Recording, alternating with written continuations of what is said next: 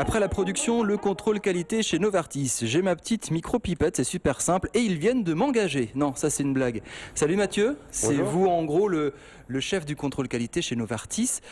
Vous contrôlez chaque produit qui sort de l'unité de production? Tout à fait, ça va même au-delà de ça. On contrôle les matières premières qui arrivent sur le site pour être utilisées en production et on contrôle tous les produits en cours de procédé. Donc il y a différentes étapes de process sur lesquelles on effectue des contrôles pour s'assurer que le process se déroule dans les normes et le produit est tout à fait, comme vous l'avez dit, est contrôlé en fin de fabrication sur la substance active comme on l'appelle ici. On étudie la qualité des matières premières dès le tout début du process et environ il y a 60 personnes qui travaillent dans le département contrôle qualité.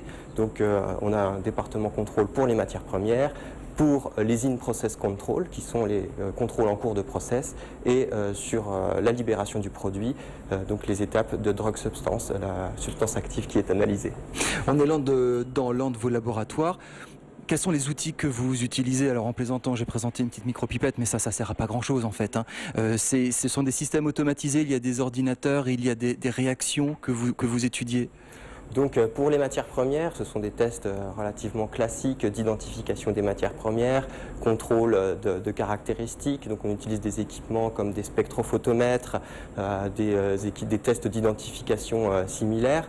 Et puis pour les contrôles en cours de procédé, nous avons des tests microbiologiques pour s'assurer que la propreté microbiologique de notre médicament. Nous avons des tests aussi pour contrôler les caractéristiques physico-chimiques, donc des mesures de pH ou de conductivité.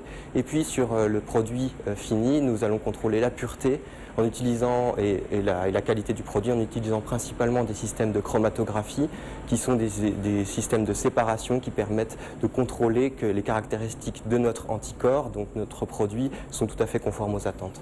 L'unité de production est extrêmement confinée pour éviter toute contamination. Ça, c'est le casse-tête. Il faut qu'il n'y ait aucune contamination extérieure dans le procédé.